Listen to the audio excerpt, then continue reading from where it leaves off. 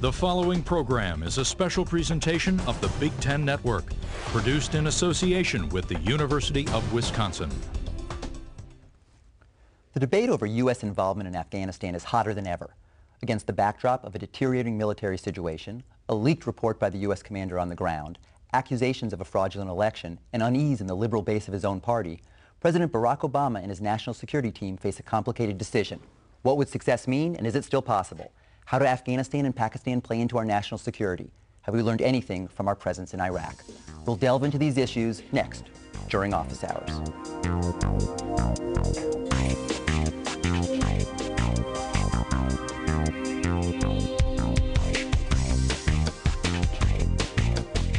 Hi, I'm Ken Goldstein, political science professor at the University of Wisconsin-Madison. This has been the deadliest year of the war in Afghanistan. As the President and his advisors mull over our next moves, the nation awaits for answers. Joining me to discuss the situation in Afghanistan and the tactics and strategies being debated are two experts from the University of Wisconsin, Professors Jon Pevehouse and Katja Favretto, both from our political science department. Professor Pevehouse specializes in international influence on democratization, and Professor Favretto focuses on U.S. foreign policy and third-party intervention. Jon, welcome to Office Hours. Welcome back to Office Hours. Thank you. Katja, welcome to Office Hours for the first time, and welcome to the University of Wisconsin, as this is your first semester teaching here. Thank you for having me. Let me start with you, Katja. We're going to discuss a lot of the tactics and strategies in Afghanistan, but let's look at what the fundamental question is. Is the stability of Afghanistan central to the security of the United States? Well, therein lies the million-dollar question. Certainly, nobody wants a repeat of 9/11, and it appears that protecting Afghanistan from becoming a failed state like it was before September 11th and infiltrated by the Taliban seems central to U.S. security interests. But this is not to say that we cannot also prevent another terrorist attack on our soil in other ways. So I believe the debate has ensued on whether or not Afghanistan having a democratic government is a way to achieve that. And this is something that we're here to discuss today. Right. So Jon, this is a question honorable people can disagree upon. Absolutely.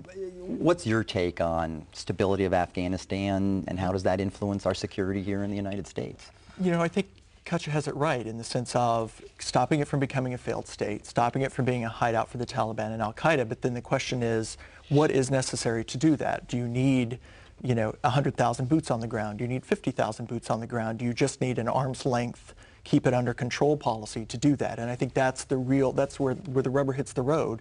I think, so in a sense, yes, it is central to American security, but then the question is, how much are we willing to pay to stop another 9/11, and what amount of force and how much is necessary to pay to stop another 9/11. So we're gonna discuss a lot of competing strategies and tactics. No one's saying completely pull out and ignore Afghanistan. Right. That's not on the table. That's right. Okay.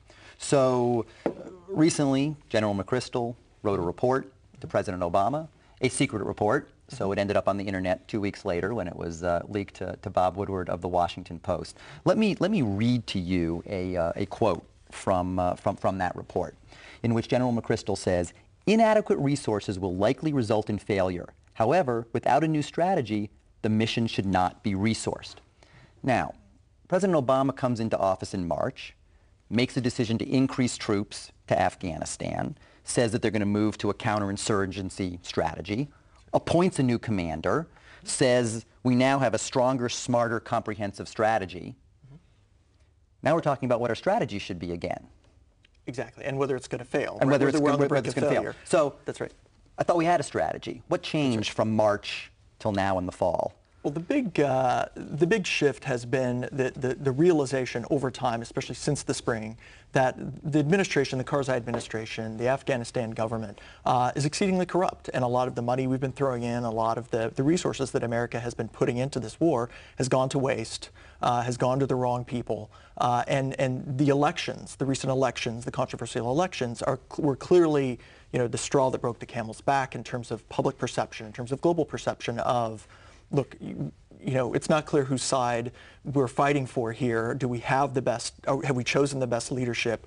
what are they doing with domestic institutions? And I think all of a sudden looking back and saying, well, 8 years, and this is all we've got, is a corrupt government that needs to steal an election. We had that before. What have we been doing this whole time? Katja, the way I understand it, a counterterrorism campaign would be defined as going after the bad guys. Counterinsurgency campaign would be defined as protecting the populace and building infrastructure. Can a counterinsurgency program work when the government you're defending is corrupt? Well, the short answer is no. And the problem lies in the fact that the United States is trying to put together a government that will be perceived as legitimate, or rather the United States has to put together a government that will be perceived as legitimate by the local population. And at this point, our competition is the Taliban. And, you know, I think the people of Afghanistan are really looking to fulfill a very basic human need, which is the need for security. And at this point, the United States is in a race with the Taliban, trying to show to the Afghan people that it has a better product to offer. The problem with that is that the people of Afghanistan aren't entirely convinced that the United States, even if it had a better product, is committed to providing customer service on that product, should the product go badly. And that is one of the greatest problems, is winning the hearts and minds of the Afghan people. As we go to break here, I had the chance yesterday to talk to 3 officers who were in Iraq, who were in the ROTC program here at the University of Wisconsin-Madison. And one of the officers, Captain Time, was actually in the first American force that was training the first Iraqi infantry brigade after the invasion in spring of 2003. And let's hear from Captain Time and hear what he says about the challenges in training native forces, local forces, to do a counterinsurgency campaign. I think as an officer now, if we went into Afghanistan to build an army, you would take a lot of those lessons learned from the past few years and apply those to what we're doing, you know, now. Being more cognitive and respectful of the different groups and the tribes. The problem is when you go to another country, their background is a little different from ours. You know, we tell 2 groups to 3 groups to get along and play nice together. Unfortunately, that doesn't always happen. This program is a production of the University of Wisconsin-Madison. If you have comments about this broadcast, please email them to programming@uc.wisc.edu. For more than 100 years, the University of Wisconsin has been inspired by the Wisconsin idea, which says the good work of the university extends to the boundaries of the state and beyond. So the UW works hard to help build Wisconsin's economy. Educate people of all ages. Advance health and medicine. And enhance the quality of life for all of us. Hit it! The University of Wisconsin-Madison. Forward thinking.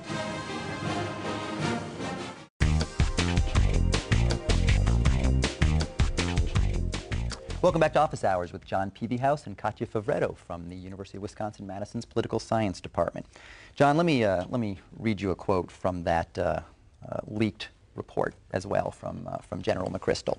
So, I'm not quite sure how to pronounce this, GIROA, which is the Government of the Islamic Republic of Afghanistan. There's lots of military acronyms in it, and the ISAF, which is the Expeditionary Force in Afghanistan, have both failed to focus on this objective. The weakness of state institutions, malign actions of power brokers, widespread corruption, and abuse of power by various officials, and ISAF's own errors have given Afghans little reason to support their government. So Captain Time talked about when he went into Iraq, he didn't have a ton of training on what was going on there. We seem to be doing much better as the United States Army in giving our soldiers knowledge of what's going on. As I read this quote, Americans love to make comparisons with other places, a way for us to understand things, and you hear this in the media. Is Iraq like Afghanistan? Is Vietnam like Afghanistan? And let's make the comparison between Vietnam and Afghanistan. So, given what we know, what we talked about, given the report from General McChrystal, given what we just read, so corrupt government, we can check that off on similarities between Vietnam, South Vietnam, and Afghanistan. What are some other similarities and differences between those two wars, those two experiences for the United States? Sure. You had a largely rural-based insurgency going on in the South, clearly fed by the North, but you're right in terms of corrupt government. Man, you had the DM government for years, and then after that a series of governments in the South. So you had corrupt governments. You've got rural-based insurgency. You've got you had Laos, right, with the Ho Chi Minh Trail, and you had sort of an external country that was at least willing to tolerate some of these forces coming in from, like you have Pakistan now and Afghanistan. There were differences. I mean, you had sort of this transnational terrorist, you have a transnational terrorist entity operating in Afghanistan. But you're right. I mean, I think you hit the nail on the head. This is a classic problem. I mean, it's Vietnam, it's Chiang Kai-shek, right, in the Chinese Civil War. It's Syngman Rhee in South Korea, right? I mean, the list goes on, and at some point, the enemy of my enemy is can't be my friend because they're corrupt, and we won't pay any price to get rid of them. And so, I think one of the broad strategies that quote points to is, do we need someone new to build those political institutions? Can you change a horse midstream? Because it is the case in Afghanistan, unlike Vietnam, where the Afghan populace are not fans of the Taliban, no, whereas the Viet Cong and the North Vietnamese had more popular support, arguably. Absolutely. That's right. Okay. Now, the Taliban, with their actions, there's a very interesting article in the paper recently who said, they attack all over the country to make it seem like things are actually worse than they are. Because the audience is all of the folks watching out there, sort of similar to how the Viet Cong, so the audience was our allies in the American public opinion. Speak to that a little bit. Yes, you're absolutely right. Very much like Vietnam, this is a war over public opinion. And we're not only talking about the U.S. public opinion, which is important, but also the public opinion of the Afghan population.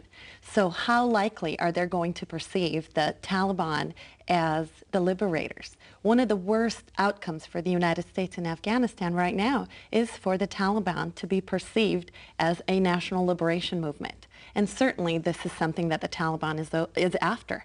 And this is very much like Vietnam. Absolutely. So it is a problem, and the Taliban is very much aware of it, and it seems that they are pursuing the strategy. Great. When we come back, I want to talk a little bit more about domestic public opinion here and a little bit of a political pickle that President Obama is in about his decision in Afghanistan. So please stay with us on Office Hours as we discuss the war in Afghanistan, and should we stay or should we go?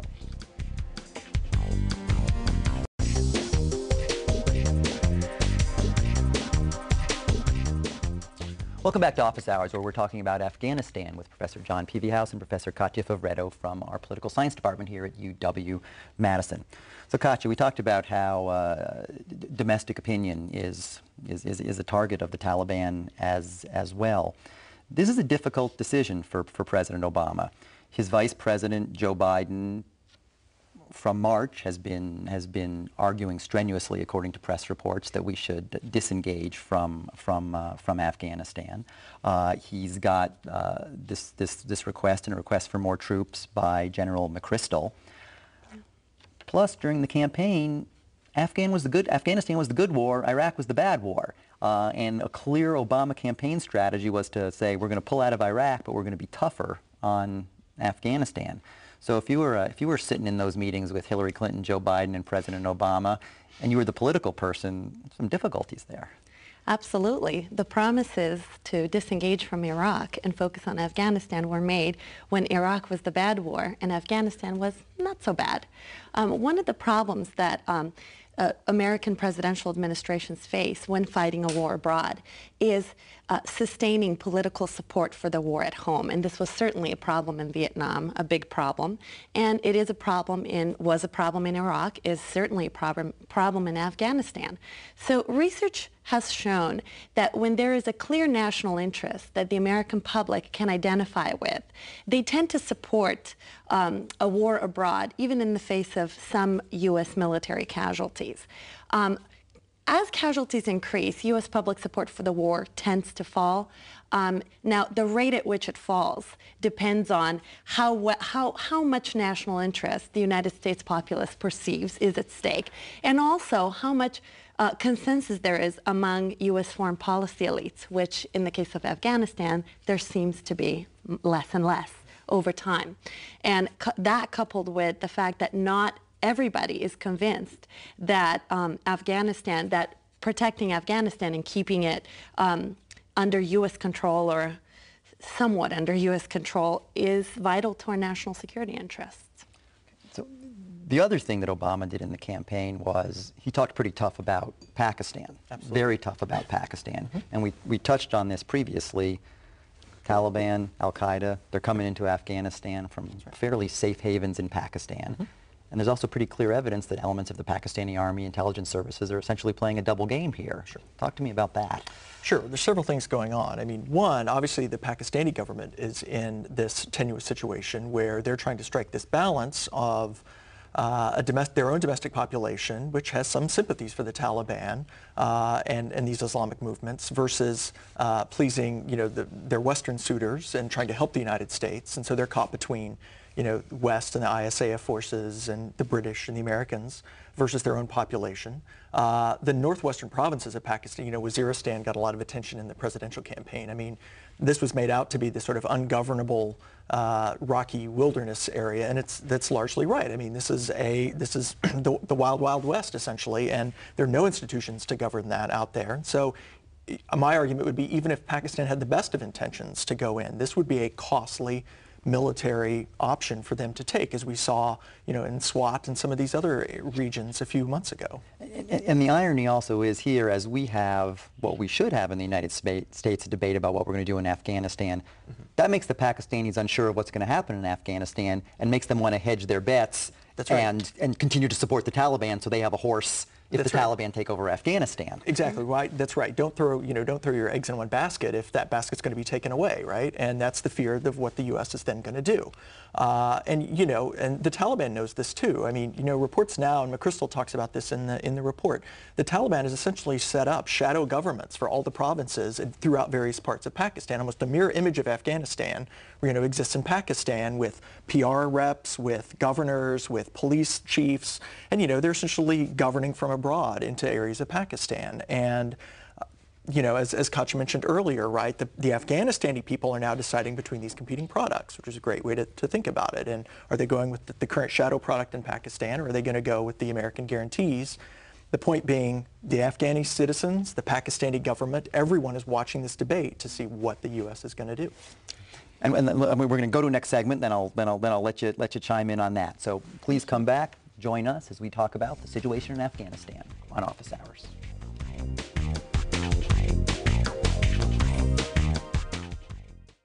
For more than 100 years, the University of Wisconsin has been inspired by the Wisconsin idea, which says the good work of the university extends to the boundaries of the state and beyond. So the UW works hard to help build Wisconsin's economy.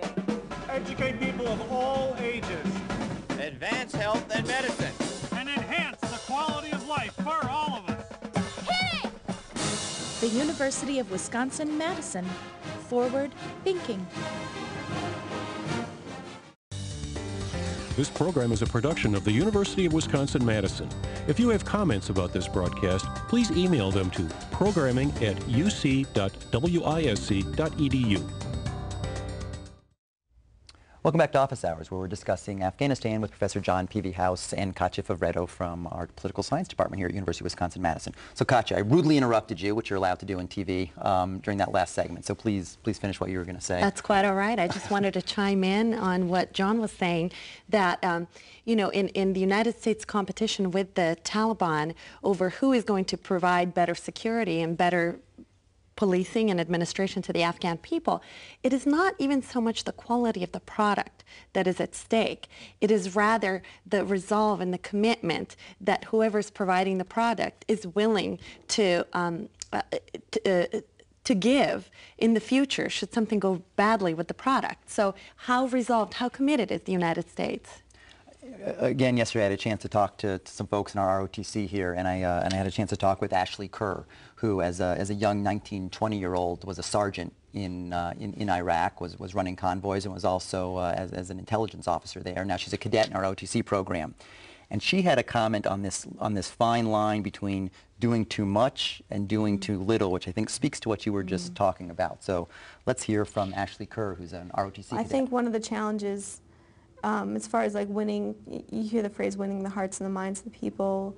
It's a challenge to do a project, and you want to uplift them as you know how in Iraq we're trying to set up the government and stand them up on their feet. So it was hard for us to do things and gain credibility as the U.S. to get them to trust us, but at the same time trying to get the other force to be to have credibility. And so we're trying to like balance that act of gaining trust, but also pushing the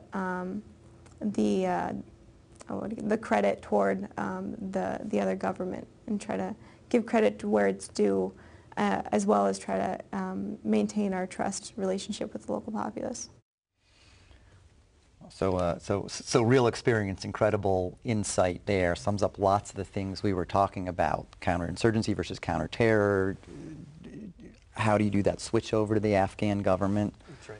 The credit taking, I mean, that's really key. And you know, to follow up on Katja's analogy of the customer service, it's both, that's right, it's both the credibility of how long are you going to be there, and how much. I mean, if you're perceived, and this was an initial problem in Iraq, right? If you're perceived as doing everything, no one, just like you said earlier, no one believes we're going to pull out tomorrow. No one believes we're probably going to be there 30 years from now, right? And so then the question is, what's the intervening time? What are the best policies to create solid institutions where the government itself of Afghanistan appears to be competent and not corrupt, and the Afghanistan people can put their trust in, and which is why this election has just totally undermined all of that effort at doing that. And then the question is, are we going to continue to learn from that? Can we change our strategy? As Ashley pointed out, do you change your strategy? Do you alter it? And that's an important debate. That's what's going on right now, is that debate about strategy. We have about 30 seconds, 45 seconds left. Very quickly, you're in the room, what do we do? Then I'll turn to Jon. Well, like Jon just said, the United States has to find that fine line between doing too much and doing too little. Nobody is going to endorse a government that is seen as a puppet regime, as we've learned in Vietnam. So we need to empower whoever is going to be in government, whoever is going to run the Afghan government, to be seen as legitimate and standing on its own feet. Quickly, yes or no, can we keep stability in Afghanistan just with special forces and drone attacks, or do we need a bigger footprint? Need a bigger footprint, need a bigger footprint, need new elections. Jon, Katja, thanks for joining us. Thank you everybody for joining us here on Office Hours. This has been Office Hours from the University of Wisconsin-Madison. Thanks for stopping by.